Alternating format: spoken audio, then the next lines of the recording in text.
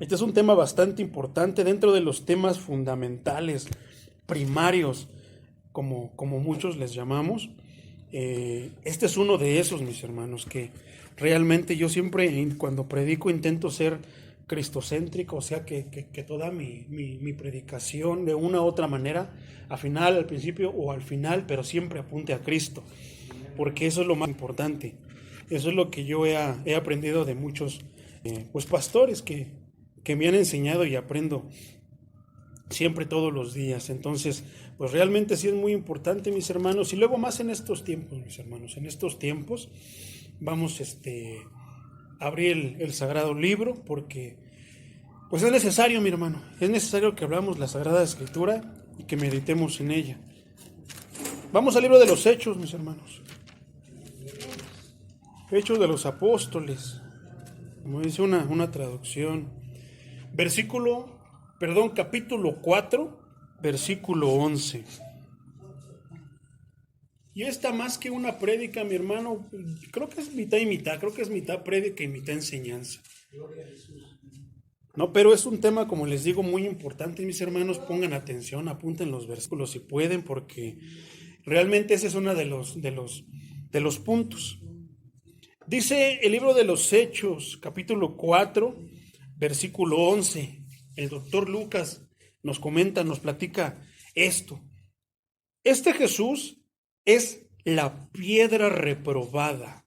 Esa frase, hermano, vamos a tenerla en mente. Piedra reprobada por vosotros los edificadores, la cual ha venido a ser cabeza del ángulo.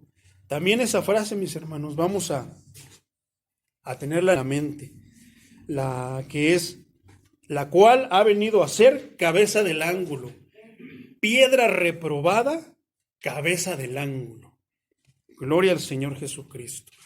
Sabemos, mis hermanos, que en estos días están pasando un sinfín de cosas, ¿no? La Biblia se está cumpliendo, la palabra del Señor, como el pastor ahorita nos leía en el libro de Isaías, por medio ahora sí que del profeta Isaías, lo que el Señor nos advierte, nos avisa para estos tiempos. Está, por ejemplo, también Mateo 24, ¿no? Que habla también en Apocalipsis y en otras partes de la Biblia los apóstoles hablan acerca de pues lo que iba a venir para estos días, ¿no? El apóstol Juan habla también en Apocalipsis y pues realmente son cosas que para nosotros los que creemos pues son cosas de peso, deberían ser cosas de peso, ¿no?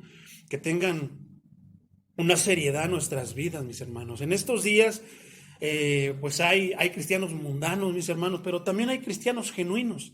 En estos días la murmuración, la crítica, el juicio entre hermanos está fuerte, mi hermano. Si abrimos las redes sociales, podremos darnos cuenta, mis hermanos, de que los hermanos se olvidan del Señor para criticarse entre sí. Bautistas, pentecostales, adventistas, todo tipo se están tirando y todos tienen la razón, mis hermanos. Y en realidad nadie tiene la razón, nadie tiene la verdad completa. La verdad completa es Jesucristo, solamente Él la tenía. Pero a veces se nos olvida, mis hermanos, entre mismos hermanos de las mismas iglesias y empezamos con las críticas, la murmuración. Y eso es lo que quiere el enemigo, distraernos de lo que es el centro, la raíz de todo, Cristo Jesús, ¿no? Vamos, mis hermanos, y entonces antes era debate entre cristianos y católicos, debate entre cristianos y testigos y así, un sinfín, ¿no? Pero ahora, mi hermano, la función de Satanás es cristianos contra cristianos. Entonces ahí podemos muchas veces darnos cuenta entre los argumentos que tienen, que a veces son como si fueran varios Cristos, lamentablemente. De repente se empiezan a enfocar en una cosa y se olvidan de la Biblia. Y eso es lo más importante para nosotros, mis hermanos, que tenemos que tener siempre el libro en la mano y si se puede, tenemos que tener esa palabra grabada en el corazón. Entonces, se olvidan de todo eso, mis hermanos. Entonces, ¿a qué voy? Es de que en aquellos tiempos se hablaba de los fariseos, se hablaba de los saduceos, que no estaban de acuerdo con las palabras de Jesús, no estaban de acuerdo con lo que él decía, porque ellos ya tenían sus tradiciones, tenían sus costumbres, y entonces llegó Cristo y vino a derribar un sinfín de cosas, ¿no? A mí me hace muy, muy curioso que ¿Qué amor le siguen teniendo los judíos a las piedras donde están, ahora sí que escritos los 10 mandamientos, ¿no? Y llegó Cristo y dijo, eso solamente es piedra, no tiene vida. Sin embargo, o sea, ¿cómo llegó Moisés y la rompió porque vio al pueblo haciendo desfiguros? Y ahora, ¿y cómo se alibrestan ellos cuando les tocan las piedras donde está escrita la ley de Moisés? Pero desconocen y no toman en cuenta al Dios de Moisés, ¿no? Entonces esos cursos, mis hermanos, también nosotros en estos tiempos así estamos. De repente a veces tenemos nuestras piedras ahí donde ya escribimos nosotros lo que nos gustó y lo que no nos gustó. Esta parte de la Biblia me gusta, pero no, esta no la entiendo, esta quién sabe de qué estar hablando. Y tenemos ahí nuestros versículos preferidos. Y cuando alguien los toca y nos dice que no es lo que nosotros creemos, entonces nos esponjamos como los judíos, como los fariseos, como los saduceos. Y empezamos a decirnos unos con otros, no, que es que tú no sabes, es que tú, no, es que tú esto, tú lo otro, y realmente empieza la contienda, que no debe ser así. Realmente no debería haber contienda en base a la Biblia. Debería haber contienda en otras cosas, pero no. Inclusive, algo muy curioso, mis hermanos, es que cuando vamos a estudiar la Biblia, así en grupos pequeños, una célula, digámoslo así, leemos un versículo y a veces decimos estas palabras. ¿Usted qué le entiende, hermano? Cuando lo correcto debería ser, la Biblia dice que esto, porque cuando nosotros vamos a ver qué le entendemos, puntos de vista hay muchos, muchísimos, mi hermano. Uno puede entender una cosa, uno puede entender otra, pero la escritura solamente tiene un sentido, solamente tiene un significado, y ese es el que nosotros debemos de tener. Así pasan aquellos tiempos, mis hermanos. Dice la escritura, y es curioso las herramientas, los vasos, los instrumentos que Cristo usó para decir esto. Este Jesús es la piedra reprobada. La piedra reprobada, mis hermanos. O sea que no servía, que para ellos no pasaba la prueba. ¿A quiénes se refería? Precisamente a saduceos y a fariseos. Y los instrumentos, es muy curioso, mis hermanos, que ellos eran muy estudiosos de su ley, de la ley de Moisés, de todo eso, lo tenían como por lo más alto, y a cierto punto era correcto. Pero es como de repente llegaría la actualización, mis hermanos, de repente llegaría aquello que se iba a quedar, lo que iba a dejar como que el material, el que no tiene vida, la piedra que no tenía vida, que tomara vida en Jesús. Sin embargo, ellos se negaban. Y es muy curioso ver, a mí me impresiona mucho cómo el apóstol Juan y el apóstol Pedro son los instrumentos usados por el Señor para ir al del concilio. Todo por control del Señor. Ese era el plan del Señor. Todo viene a raíz de ¿qué? De que el cojo de la hermosa, pues allí estaba, y Pedro, pues en su desesperación de que no tenía nada, Jesús ya, el maestro ya se había ido a donde tiene que estar, a donde está ahora, ya había partido y ahora se quedaban ellos. Solamente con palabras, las palabras, mis hermanos, solamente le quedaron palabras. Cuando estaba Jesús, venía un demoniado, él era el que hacía todo. No lo pudieron sacar ellos, Jesús lo sacó. Siempre que estaban en problemas, entonces llegaba Jesús y Jesús era el que respondía, ¿no? Entonces a mí se me hace muy impresionante como cuando le preguntan, entonces, mira la cara de la moneda, ¿a quién le debemos de dar todo esto? ¿Es correcto? Y trampas que le tenían al Señor, y la sabiduría del Señor a mí no deja de impresionarme. Esa respuesta, da al César lo que es del César y a Dios lo que es de Dios, es algo que a mí me deja muy impresionado. Digo, es que es el Señor, ¿no? Ahora desconocían al Señor, no sabían o no querían más bien aceptar que Él era el Señor. Entonces, de repente, ver a un Juan, ver a un Pedro, digámoslo así, de esta manera, tal vez a lo mejor grotesca, grosera, unos don nadie, porque eran pescadores de oficio, solamente se iban y dependían inclusive de la gracia de Dios, lo que Dios les quisiera dar, ¿no? Pero no sabían, dice la palabra, ahí mismo en el capítulo 4, que eran hombres sin letra, o sea que a lo mejor ni sabían ni leer ni escribir. A lo mejor se sabían el 1, pero no sabían cómo se escribía el 2.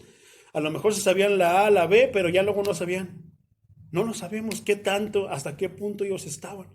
Pero Imagínense que ellos fueron los instrumentos de Dios para estar frente a quién, frente a los estudiosos, a los meros.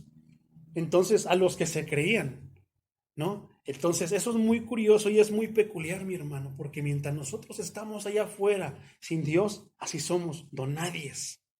No somos nada. Pero sin embargo, creemos saber mucho y creemos que todo lo sabemos. En estos tiempos, ya cuando el cristiano lleva 1, 2, 3, 4, 5 años y ya se aprendió un que otro versículo de memoria, también empieza a despegar así a veces y se olvida del principio. Entonces, de repente empiezan las contiendas, el que sabe más, el que sabe menos, el que esto y lo otro. Pero ¿saben que es algo muy curioso? Que aquel que intenta pegarse a la escritura, ese es el más criticado. El que de repente le echa de su cosecha, que los adula, que le soba el lomo, ese le aplauden. Ese sabe, ese hermano sí sabe. Llega el otro que hace un sinfín de manotazos y gritos, sí, pero al final de cuentas, si escuchamos las palabras, no dice nada, pero se ve poderoso, se oye poderoso y queremos imitar eso, pero no queremos imitar lo que realmente deberíamos imitar. Como lo decíamos en la prédica, la mandamos al grupo, líderes nivel Dios. Nosotros solamente debemos de querer parecernos a Cristo. Entonces, en aquel tiempo estaba esa confusión, mis hermanos. Esa pelea, esa contienda entre fariseos, los discípulos y el mismo Jesús. Pero aquí ya nada más estaban los discípulos. Pero ya estaban llenos del Espíritu Santo. Ya había pasado Pentecostés. Ya el Señor hablaba por medio de ellos. Entonces, aquí se cumple lo que el Señor dijo. No se preocupen por qué van a decir en aquel día, porque yo les diré.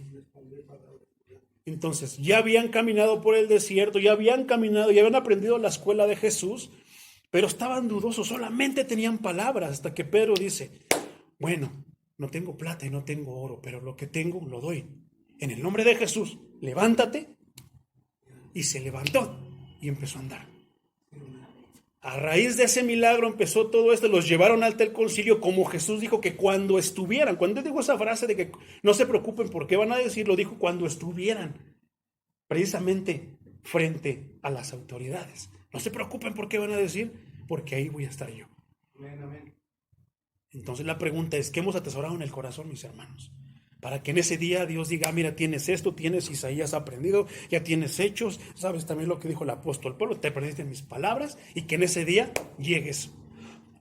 Es importante, mi hermano, porque el nombre de la enseñanza, si no lo dije o si sí lo dije, es Jesucristo es la roca. Porque muchos saben que es la roca, pero no sabemos el significado que hay detrás de ser la roca. ¿No? Entonces es muy importante, mis hermanos, van a ver por qué es importantísimo. ¿Por qué? Porque aquí los fariseos estaban diciendo que él era la piedra reprobada. Pero ¿por qué era tanto mencionar la piedra o la roca? ¿Por qué era tan importantísima esa palabra? Los judíos sabían a qué se refería o qué era la roca. ¿Por qué decían que era la piedra reprobada? ¿Por qué decían que esto? Entonces, para poder comprender esto, mi hermano, se refiere al versículo que estábamos leyendo, versículo 4. Esta fue una charla del maestro con Pedro. De ahí viene la raíz de todo esto. De ahí podemos ver, y ahorita lo vas a ver. Tengo que resaltar que es una charla entre Jesús y Pedro. Y resaltar que es una conversación consecuencia de una pregunta que Jesús les hizo a los apóstoles. La pregunta era, ¿quién dicen ustedes que soy yo? ¿Y quién fue el que respondió, mis hermanos? Pedro. A lo que el primero en contestar fue Pedro. Aclarando Jesús que esa revelación, aquí sí es correcto usar esta palabra revelación, porque no lo sabía, nadie lo sabía, pero el Padre le dijo a Pedro que él era. Entonces, que le había dado todos, mismo Jesús lo aclara y dice que eso no te fue dado por carne ni sangre, sino te fue dado por mi Padre. Entonces, eso es muy importante, importantísimo, mi hermano. Entonces, ¿quién era el indicado para continuar con esa revelación? Por lógica, Pedro. Porque si Pedro fue el primero que lo confesó, el primero que se le reveló quién era Jesús, el Cristo, el Mesías, él era el indicado. ¿Por quién? Por mandato de Dios. Entonces, dice el Evangelio de Mateo, capítulo 16, versículo 18. Y yo te digo que tú eres Pedro, y sobre esta roca edificaré mi iglesia. Hasta ahí, mi hermano. ¿Por qué es tan importante esto, mi hermano? Hay una religión donde tiene fundada toda su doctrina en este versículo, que está mal comprendido. Y no es tan difícil de desmenuzarlo, no es tan difícil de escudriñarlo. Vamos a escudriñarlo. ¿Por qué? Porque es muy importantísimo, porque es el tema para que entendamos por qué Jesús es la roca. Entonces, dice, y yo también te digo que tú eres Pedro. Pedro, mis hermanos, recuerden que la Biblia no se escribió en español. En este caso se escribió en griego. En el original griego, esta palabra Pedro se escribe así como se oye, Petro, con T de Tito. Pedro en el original es Petro, que significa piedra pequeña. Piedrecita, es lo mismo, ¿no? Piedra pequeña, digamos, dejémoslo así. Por otra parte, mis hermanos, veamos que tan solo en el español se dirige a dos palabras diferentes, Pedro y roca. Dice, tú eres Pedro y sobre esta roca edificaré mi iglesia. Por pura lógica vemos que ahí son dos palabras diferentes. No se está refiriendo a lo mismo, aunque cierta religión diga que se está refiriendo a lo mismo. Pero bueno, en el original griego, esa palabra que decíamos roca es Petra. O sea, son dos palabras totalmente diferentes, por lo tanto son dos significados totalmente diferentes. Y Petra quiere decir roca grande o masa rocosa. A lo que Jesús quiso decir esto, si lo tradujéramos así tal cual. Y yo también te digo que tú eres piedra pequeña, y sobre esta piedra o masa rocosa, haciendo referencia a la confesión de Pedro en Mateo 16, sobre esa confesión se edificaría su iglesia. ¿Quién es esa confesión? Es Jesús. Entonces, ¿sobre quién se edificaría la iglesia? Sobre Jesús. Entonces, con esto, mi hermano, se derriban muchas cosas. ¿Sabes por qué es importante? No estás exento de que un día estés con un católico y le puedas explicar esto. Entonces, como yo decía, pero es que no debemos defenderlo con nuestros pensamientos, sino con bases bíblicas. Porque ahí está el poder, en la palabra de Dios. La roca no tiene vida. Las palabras en la roca no tenían vida. Pero cuando Jesús las habló, cobraron vida. Entonces, ahora sí es la palabra. La palabra en este es un libro, como cualquier otro. Pero si tú crees lo que está aquí, entonces cobra vida. Si tú conoces a Jesús y sabes quién es Jesús, le pides a Jesús, esto cobra vida, entonces ya no es la roca muerta, la roca que no tiene vida. Entonces, dice, entonces ya quedamos, aclaramos cómo es y sobre quién iba a edificar la iglesia, sobre Cristo. Ahora, dice en la primera carta a los Corintios, capítulo 10, versículo 4. Y todos bebieron de la misma bebida espiritual, porque bebían de la roca espiritual que los seguía. Y la roca, tal cual la Escritura dice, y la roca es Cristo.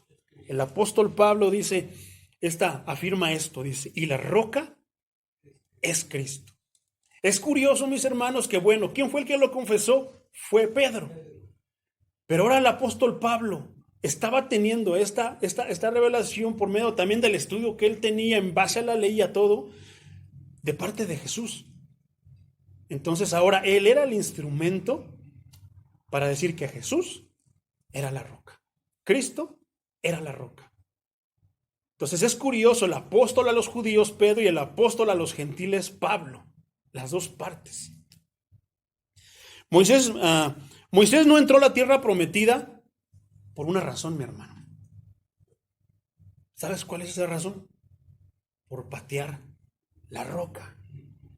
Desde esos tiempos ya se sabía que era la roca. Entonces, fíjate lo delicado que es por patear la roca. ¿Cuánto no batalló Moisés? Pero bueno, porque la roca era Cristo, simbolizaba a Cristo, como ya lo sabemos ahora, mi hermano. Entonces, el apóstol Juan en el capítulo 4, en el versículo 13 dice esto: respondió Jesús y le dijo, cualquiera que bebiere de esta agua no volverá a tener sed. Mas el que bebiere del agua que yo le daré no tendrá sed jamás, sino que el agua que yo le daré será en él una fuente de agua que salte para vida eterna. Por lo que Moisés, cegado por el enojo, mi hermano, e ira, no pudo ver, se olvidó, tal vez a lo mejor, que la roca era Cristo. Imagínate, tantos años, mis hermanos, batallar, interceder por el pueblo de Israel. Faltaba poquitito, mi hermano, poquitito para entrar a la tierra prometida. Y por la ira y por el enojo, no entró. Así también es con nosotros, mis hermanos. Por un rato de ira y por un rato de enojo podemos perder la entrada a la tierra prometida que nos está esperando, al reino de los cielos. ¿Sabes por qué? Porque Jesús dice que allá se limpiará la lágrima, no habrá lloro, no habrá lágrimas, no habrá tristeza. ¿Eso qué quiere decir? Que los que tengan eso, mi hermano, una persona iracunda no va a entrar al reino de los cielos. Allá no hay eso. Es todo lo contrario. Entonces es delicado, mis hermanos. Es delicado todo esto. Por otra parte, mis hermanos, el ángulo. Cuando hablamos de un ángulo, mi hermano, es así como una letra así, mira, imagínatela así. Aquí sí hay para dónde. La esquinita, mi hermano. La esquina de la verde. Exactamente, la esquinita. Ese punto, eso que está ahí, la unión, es el ángulo. Entonces, ¿cuál es la función del ángulo? Es donde se unen y donde ahí se agarran, se fortalecen. Entonces, es la unión de dos líneas. Esta es la fuerza, mi hermano, para que las dos se sostengan. Porque si no estuvieran las dos juntas, tanto una se cae como la otra. Entonces, podríamos ilustrar, mi hermano, así como estábamos diciendo, el apóstol a los judíos, el apóstol a los gentiles, que eso es como que una línea y la otra, judíos y gentiles, los dos. ¿Por quién? Por el ángulo. ¿Quién es el ángulo? ¿El que sostiene a los dos? Jesús. Entonces, lo único que pudiera sostener a ambos, mi hermano, sería una roca capaz de mantener a los dos. Porque recuerden que judíos y gentiles no se llevaban. Los judíos son muy celosos de sus costumbres. Pues para ellos, chusma, tú estás sucio, vete, ¿no? Entonces, no se podían. El único que podía hacer que esto se juntara y tuviera así es Jesús. Porque los judíos, por su parte, no teniendo la roca, caen. Los gentiles también, por su parte, no teniendo la roca, se caen. Pero si está la roca ahí, el ángulo ahí, la piedra angular ahí, se sostienen los dos. Entonces, fíjense el poder de Cristo. Gloria al Señor Jesucristo. Pero lo mejor, mis hermanos, es que Cristo es la roca que salva a ambos. Gloria al Señor Jesucristo. El Evangelio de Lucas, capítulo 6, versículo 48 dice: semejante es al hombre que al edificar una casa cavó y ahondó y puso el fundamento ¿sobre qué? Sobre la roca. Punto y coma. Ahí vamos a detenernos. Lucas 6, 48. Semejante es al hombre que... ¿Aquí qué se refiere? ¿De qué está hablando, mi hermano? Está hablando una enseñanza donde Jesús habla acerca de cómo debemos de construir. Porque está lo fácil. Nada más agarra material, te quieres ahorrar. Los cimientos son caros, mis hermanos. Son difíciles de poner, pero es lo más importante. Vas a ver por qué ahorita Jesús es tan importante que lo tengamos en nuestras vidas. Entonces Jesús habla así de forma breve que un hombre por lo que sea, a lo mejor por ahorrarse, a lo mejor por facilidad, por no querer esforzarse, construyó su casa sobre la arena. Tal cual fácil, ¿no? Ay, como sea, ponle esto y ponle yurex y lo que sea, mi hermano. Échale más tierrita para que rinda más, no lo sé. Porque puede ser de esa manera, o sea, ahorrarse un sinfín de maneras que pueden entrar ahí. Y la construyó, pero en el mar hay olas, los aires pegan fuerte. Y dice que entonces vinieron las olas, vinieron los aires, golpearon la casa, se derribó. Entonces, mientras nosotros estamos, mi hermano, sin Jesús, así somos esa línea, y no nos vamos a mantener de pie si no está Jesús en nuestras vidas. Pero sin embargo, aquí está dando el ejemplo de la otra persona, la persona prudente, la que dijo, tal vez cuesta, pero es lo mejor, tal vez duele, pero es que no hay de otra. La inteligente, la que dice, es que esto se tiene que hacer de esta manera, si no, no se puede. ¿Qué dice? Semejante al hombre que al edificar su casa cavó, allá hay esfuerzo, mi hermano, agarrar la pala y empezar ahora sí que escarbar, ese esfuerzo, sudor, dolor, y ahondó y puso el fundamento sobre la roca. Fíjate cómo es curioso, puso el fundamento sobre la roca. ¿Qué decíamos al principio que significaba Petra? O sea, la roca, piedra grande o masa rocosa. ¿Qué son los cimientos? ¿No acaso es masa rocosa? Entonces, si nosotros, mis hermanos, ¿por qué es tan importante? Nosotros debemos de reconocer a Jesús como nuestro todo. No es nuestro 99.9%, no. Debe de ser nuestro todo. Porque si nosotros dejamos un espacio, acuérdense que Satanás entra por las rendijas, mientras Jesús espera que tú lo invites, Satanás llega y se cuela. Él no pide permiso. No, dos tipos de reyes, el rey todopoderoso y el rey con letras minúsculas. Entonces, exactamente. Entonces, mientras Jesús espera, el otro no. Él no pide permiso. Y esas son las características que a los dos, ahora sí que los identifica. Entonces, fíjate cómo dice, y cuando vino una inundación, el río dio con ímpetu contra aquella casa.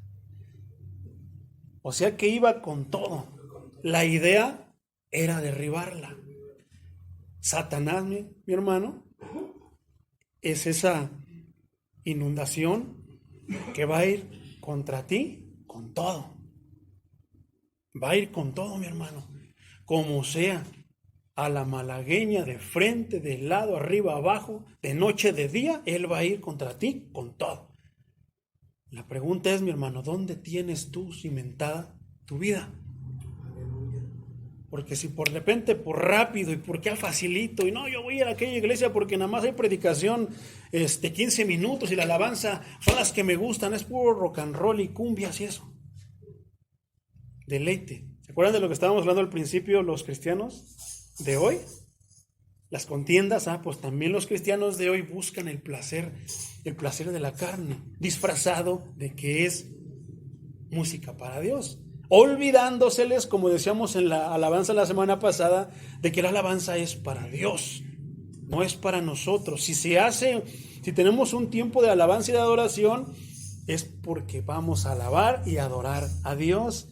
No es para que yo sienta bonito, no es para que yo diga, esa no me gusta, esa no me la sé. Mientras, yo te puedo confesar, hermano, que cuando iba a la iglesia anterior, habían cantos que yo no me sabía.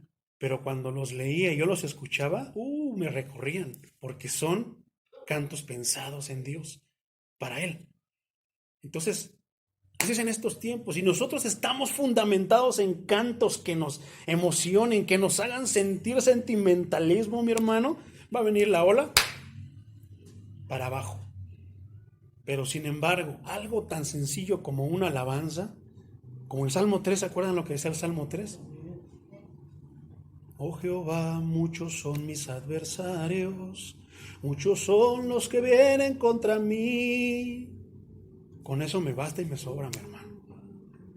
Porque Jehová es mi escudo alrededor de mí, mi gloria, Él levanta mi cabeza.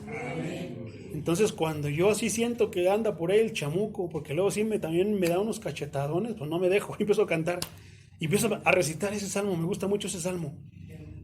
Y entonces algo sucede, porque sí me da un cachetadón, pero no me derriba. Me quedo así, ahora así como los boxeadores, así, pero digo, ahorita va la mía. Pero no caemos. Si nosotros fundamentamos nuestra vida sobre Jesús, no yo, Jesús promete, la Biblia dice, entonces aquí está lo mejor. No está diciendo el pastor, no está diciendo yo, no, está diciendo el maestro, el que lo puede hacer, el que lo va a hacer, dice que entonces va a venir el río contra ti con ímpetu, pero no la va a poder mover. ¿Por qué? Porque no lo va a permitir, porque estamos fundamentados con Él. Y meterse con nosotros es meterse con Él. Entonces, ¿por qué lo de la masa rocosa, mi hermano? La masa rocosa entonces es lo que está hasta abajo, pero es lo que está fuerte, es lo que ya agarró. Entonces, ahora los ángulos están fuertes, no se van a derribar. Pero ¿sabes cómo decía al principio, mis hermanos? Este Jesús es la piedra reprobada por los edificadores. ¿Quiénes eran esos que se creían edificadores, mi hermano? Los fariseos, los saduceos. O sea, a su pensar de ellos, porque a veces no tenían ni siquiera fundamentos bíblicos, era ya la ira, el enojo, es que les caía mal. ¿Por qué? Porque les hablaba una verdad que ellos, que no concordaba con ellos. Les decía hipócritas, raza de víboras, almas adúlteras. Y esas palabras viniendo del maestro, mi hermano, yo creo que han de haber dolido mucho. Imagínense la espada de doble filo penetrando hasta sepulcros blanqueados. O sea, eso ha de haber dolido, mi hermano. No lo querían al Señor. Así pasa, mis hermanos, en estos días, como decíamos, viene el predicador de la emoción y gloria a Dios, y a ver cuándo lo invitamos de nuevo, pero viene Juan el Bautista, no lo quieren. ¿Qué sería, mi hermano, si en estos días viniera Juan el Bautista a predicar a la iglesia? ¿Qué sería? Son buenas preguntas. Yo a veces me hago esas preguntas, o que luego veo y yo digo, ¿qué haría? Porque luego yo a veces pongo, mi pregunta es, así me indago a mí mismo, ¿cómo actuaría Juan el Bautista? ¿Cómo haría Jesús? Y ahí a veces el Señor me contesta. Y voy a la escritura, lo leo y entonces digo, ya le entendí. Ahora sé qué es lo que debo hacer, sé cómo debo de actuar. Entonces, eso también es fundamentar tus decisiones sobre la roca. Si tus decisiones, si tus oraciones inclusive están fundamentadas sobre la roca, van a ser contestadas. Pero si no están fundamentadas sobre la roca, no vas a recibir contestación, como dice el apóstol Santiago en el capítulo 4. Oras y no recibes porque pedís mal. Entonces a veces pedimos para vuestros deleites. Mira, Señor, a mí dame, pero aquel hermano me cae gordo, no le des a él, porque además yo lo vi que andaba haciendo esto, y empezamos, mis hermanos. Y de repente no recibimos nada y todavía nos molestamos. El Señor ya no me quiere. No, es que, Señor, a usted, pastor, ayúdeme a orar porque a usted lo escucha el Señor. No, hermano, también te escucha a ti. También nos escucha a nosotros. Pero son las ideas que se han metido dentro de la iglesia en estos tiempos. Tanto como de que Jesús no es la roca, es que Jesús no es el todo, es que Jesús necesita de nuestra ayuda para que se pueda hacer algo. No, mis hermanos, Jesús no necesitó de nuestra ayuda, al contrario, le dimos cargas, le dimos azotes, le dimos bofetadas, lo escupimos, lo maldecimos, nos burlamos de él, y aún así necesitó de nosotros para ir a la cruz a darnos la salvación. O sea, para que se asentara esa masa rocosa, esa piedra, para que ahora nosotros pudiéramos fundamentar nuestras vidas en él y entonces estemos firmes. Los que así son, mis hermanos, han pasado los años y siguen dentro de la iglesia. Nunca se han desanimado. ¿No han escuchado eso cuando alguien dice que está desanimado, que está desalentado, que está cansado? ¿De qué, mi hermano, si ya Cristo hizo todo? Es porque a lo mejor tal vez le hace falta fundamentar algo sobre la roca. A lo mejor está metiendo sus pensamientos. Porque si metemos los pensamientos de Cristo, decía el príncipe de los predicadores, Charles Spurgeon, acerca de un versículo que está en el libro de Números. No recuerdo el número, pero está ahí el libro de Números. Y decía esto: porque no hay agorería ni adivinación contra Jacob. Y él dice algo muy cierto, y a nosotros nos debe de bastar lo que diga Jesús. Con este versículo le debe bastar al cristiano para creer que contra él no hay brujería. Pero en estos tiempos, no, es que ya se me hace que me hicieron brujería, pastor. La pregunta es, ¿estás fundamentado sobre la roca? No te preocupes. ¿No estás fundamentado sobre la roca? Preocúpate. Y así es, mis hermanos. Por eso es que es de tanta importancia este tema, porque es Cristo ahí. Y sin Cristo no somos nada. Con Cristo, vamos. Pero sin Cristo no hay que ir. Entonces, al tener una base que no se mueve, mis hermanos, entonces podemos estar parados ahí firmes. Será muy difícil que nos derribáramos, porque ya no serían nuestras fuerzas. No es lo mismo que yo vaya en mis fuerzas sin un cimiento, quiere decir, a que yo esté parado sobre la roca y sea la roca la que me está sosteniendo. Entonces ya no son mis fuerzas, sino que son las fuerzas de Cristo. Por lo que cuando los judíos se les hablaba de la roca, ellos ya sabían, tenían cierto conocimiento de qué era la roca. Entonces, al Jesús decir que él era el Mesías, o al que dijeran que él era el Mesías, por eso lo reprobaban. No, él no es el Mesías, blasfemo. Y así es, mis hermanos. Entonces, principalmente porque no simpatizaban con las obras ni con las palabras de Cristo. No simpatizaban con las obras porque Jesús, viendo a una oveja que estaba ahí atorada y la sanaba, la liberaba en Shabbat, en sábado, no les gustaban sus obras, no les gustaban sus palabras, porque muchas veces derribaban sus fortalezas, sus pensamientos. Entonces, lo desconocían, mi hermano. Lo reprobaban. Para ellos, Cristo no era la roca. Entonces, eso lo podemos ver en el contexto anterior en el cual Pedro estaba frente al Sanedrín, porque le preguntan, ¿con el fin de qué? De humillarlos, con el fin de burlarse de ellos. Y ahí me sorprende el sermón que se avienta Pedro y les dice, tanto así como de que nosotros somos maestros de la ley y nos quieres enseñar a nosotros. Pero sí, Pedro les estaba enseñando algo que ellos no sabían. Entonces, y Pedro hizo énfasis en que si no se construía sobre una masa rocosa, no se podría mantener de pie. Esto es tanto literalmente, mi hermano, o sea, como esto, literalmente, como espiritualmente. Yo diría que más espiritualmente. ¿Cómo podemos nosotros hacerle frente al enemigo de nuestras almas? ¿No? Pero si Cristo está con nosotros, entonces sí le podemos hacer frente. Gloria al Señor. Entonces, pues sí, más en temas espirituales, mi hermano, lo más importante es la salvación y esta es después de morir. Y en Cristo eso se cumplió mediante su resurrección. Amén, amén, amén. Ya está allá la roca, mi hermano. Y no se va a mover lo que tenemos allá. Por eso debemos de mantenernos firmes en la roca. Si nosotros construimos, como decíamos, lo que sea, fuera de Cristo se va a derribar.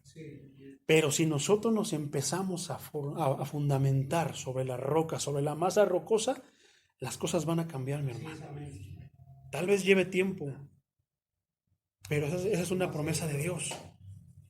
Entonces, mi hermano, dice el versículo 12 del libro de los Hechos, capítulo 4, a lo que estábamos diciendo. Entonces, bueno, primero antes que eso, para concluir esta frase, mi hermano, entonces, ha venido a ser cabeza del ángulo. ¿Dónde está la cabeza?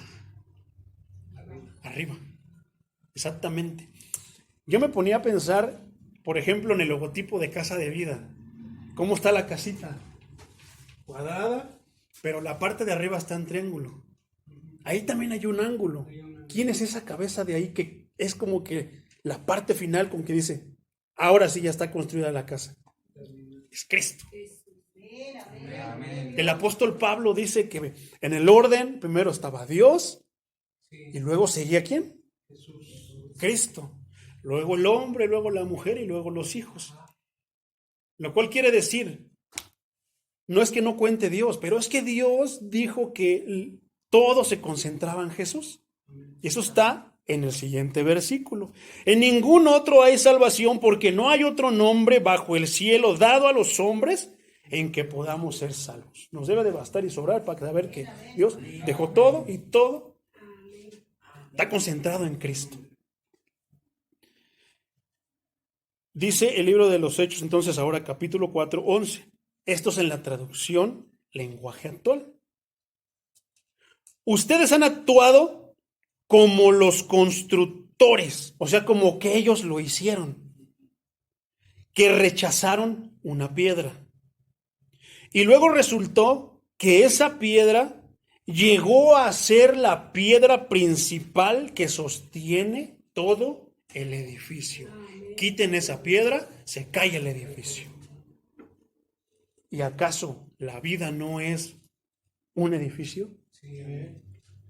Que si no está esa piedra angular, si no está la masa rocosa, simplemente se decae. Entonces es por eso, mis hermanos, que nosotros no podemos hacer nada ni deberíamos ni siquiera pensar fuera de Cristo. Lamentablemente en estos tiempos, mis hermanos, se han metido costumbres dentro de la iglesia cristiana y empiezan a hacer a Cristo a un lado, se olvidan a un lado. Y a veces por eso las iglesias caen, por eso de repente les pasan un sinfín de cosas, porque no están fundamentados sobre la roca. ¿No? La luz del mundo, muchos edificios muy bonitos, preciosas arquitecturas, mis hermanos. Pero ¿dónde estaban fundamentados? ¿Ahora qué van a hacer? Entonces, pero nosotros estamos fundamentados sobre la roca. Amén, amén. Y que tu vida, mi hermano, si de repente estabas como que tambaleándote, porque a lo mejor no estabas cimentado sobre la roca. Porque allá afuera hay muchos, mi hermano, que un día estuvieron en el ejército de Dios y desertaron. Y están allá como desertores del evangelio. Y es horrible, mi hermano, pero es que es una verdad. Pero nosotros podemos ser la ayuda, podemos ser instrumentos para que esos desertores que están allá vengan otra vez aquí y se fundamenten sobre Cristo. Diciéndoles, es que tienes que fundamentar tu vida sobre Cristo. Es que en la iglesia, es que el pastor, es que el hermano, es que el músico, es que el otro, la hermana que se sentaba al lado de mí, por eso. Precisamente por eso, porque no estás fundamentada sobre Cristo. Fundamentar también es la mirada fija en Cristo. Exactamente, porque si fijamos la mirada en Cristo, no le vamos a encontrar absolutamente nada. Así como lo hicieron los fariseos. Sin embargo, si volteamos a ver, si ponemos la mirada en Cristo, pero me distraigo viendo al pastor, o me distraigo viendo al músico, me distraigo viendo al ujier, a nosotros sí nos van a encontrar un sinfín de defectos, mis hermanos. Pero a Cristo no. Entonces, que ahora tengamos argumentos, mi hermano, pero con base bíblica, para que cuando alguien sea un hermano que se salió por lo que sea una persona que pues sigue aferrada a una religión, pero le podamos demostrar, mira, la Biblia dice esto. Que quieras ir en contra de la Biblia es otra cosa, pero siempre tenemos que darle nosotros, ahora sí, que todo el poder, todo el control, la máxima autoridad a las palabras. Amén. Y decirles que si queremos conocer a Jesús, ahí están sus pensamientos, ahí está cómo es Él. Tal vez no podremos saber cómo es físicamente, pero un día lo vamos a ver. Amén. Y que eso nos baste, que eso nos sea impulso para decir, yo un día te quiero conocer, Señor. Yo un día, Señor, quiero estar y quiero ver cómo eres tú. Tal vez nos llevemos la sorpresa. Hija, estuve al lado de ti. Hijo, estuve enfrente de ti. Hijo, te serví café. Hijo, yo estuve en el hospital contigo. Yo te curé. Yo te di de comer. Yo te di de beber. Tú fuiste a quien me diste, como dice la Escritura, porque me alimentaste, porque me diste de beber. ¿Cuándo, Señor? Por cuando tú le diste de beber a uno de esos, me diste a mí. ¿Cuántas veces no decimos, Señor, yo te quiero ver? Un día yo le decía, Señor, ¿cuánto daría por aunque sea estar ahí de espectador, pero ver que tú estabas ahí, saber que por poquitos metros estaba yo cerca de ti? Y me vino esta respuesta. Ay, hijo, tanto has leído mi palabra, tantas veces te he permitido sentirme y todavía dices que quisieras. Y digo, tienes razón, Señor, caí en el juego de palabras conmigo mismo. Me faltó. Y entonces ahora, por eso, como dice el canto, hoy te vemos con la fe. Podemos sentirte, sabemos que si hablamos, nos estamos dirigiendo a Él y que Él está ahí. Amén, amén. Entonces, si estamos pasando por una situación difícil, fundamentémonos sobre la roca para que seamos inamovibles, como Cristo es inamovible. Gloria a Dios o gloria a Dios, mis hermanos. Pónganse de pie, vamos a hacer una oración agradeciendo al Señor. Todos mis hermanos, ante la enfermedad, ante todo, fundamentémonos sobre Dios, porque inclusive en estos tiempos, me viene esto a la mente rapidito. Aleluya. Una vez decía un pastor que oráramos mucho, y sí, gloria a Dios, debemos orar mucho por la razón que sea. Amén. Pero decía que porque nadie sabía pastorear en tiempos de pandemias, y algo de mí brincó, dentro de mí brincó. ¿Cómo dice eso? Si oren por nosotros, porque nadie sabe pastorear en tiempo de pandemia. Entonces empecé así y de repente llegó mi mirada a Martín Lutero. En los tiempos de la Reforma, la peste bubónica, mi hermano, no se puede comparar con esto que está pasando ahorita. En aquel tiempo dice que 3/4 partes creo que eran 3/4 partes de la tierra murieron. Y realmente ahí ya no había. Entonces yo decía, a ver, Señor, sí es cierto. Yo soy siervo tuyo y de repente pues tengo mis ovejas allá, ahora sí que descarriadas, y tú me mandas a ellas, ¿cómo las pastoreo? Y empecé a recibir la instrucción. Entonces me quedé de a 6 cuando decía, porque en estos tiempos, si nosotros tenemos la fe fundamentada sobre Cristo, entonces no debemos de temer. Así es. Martín Lutero estaba a la peste y le hablaba a uno de sus pastores y le decía, pastor, tenemos esto que ya entró aquí la peste, ¿qué hacemos? ¿Nos vamos? No, espérense. Y obedecían. Eso es lo más curioso, cómo todo concuerda, cómo la obediencia hace que todo se cumpla, como Dios lo dice. Pasaba y se iban muriendo cada vez personas más cercas. Pastor, que fíjese que ya están muriendo todos, ya quedamos poquito, ¿nos vamos? No, espérate. Y yo pensé, dentro de mí dije, pues él sabía lo que estaba haciendo, ¿no? Pero ya luego cuenta ahora sí que la historia que decía que él no sabía ni qué hacer. Hasta que le digo, Señor, pues ya ve lo que está pasando, ¿qué hago? Y que ya que le hablo otra vez, ¿sabes qué? Que ya se murió mi primo y esto y lo otro. Y entonces tenía a su esposa embarazada y le dice, vénganse. Y estuvo recibiendo a todos los hermanos, enfermos y no enfermos, dentro de su casa sin miedo porque su esposa estaba embarazada, atendiendo la obra de Dios. Y entonces vino la palabra. ¿Qué hacemos en estos tiempos de pandemia? Lo que vamos a orar, vamos a pedirle al Señor por aquellos que están enfermos. Pero dice una parte en el Evangelio de Juan, dice que hablando Juan a los fariseos, les dice, raza de víboras, ¿quién les avisó de la ira venidera? Y ya luego le dicen, ¿pero qué hacemos para arrepentirnos? Tú que tienes 2 chamarras, dale 1 al que no tiene. Tú que tienes 100 pesos, dale 50 al que no tiene para que se compre una medicina, comida. Tú que tienes 2 pantalones, dale 1 a él. Tú que tienes esto, y así. Y yo dije, sí, cierto, Señor. Con razón algo brincaba dentro de mí porque en verdad ha habido tiempos más difíciles y tú siempre tienes la instrucción. Sí. ¿Y todo por qué? Por estar fundamentado sobre la roca. Amén, amén. Gloria a Dios, mi hermano. Gloria a Dios. Aleluya. Gloria a Dios. Amén. ¿Y a su nombre? Glorias. Amén. Pues vamos a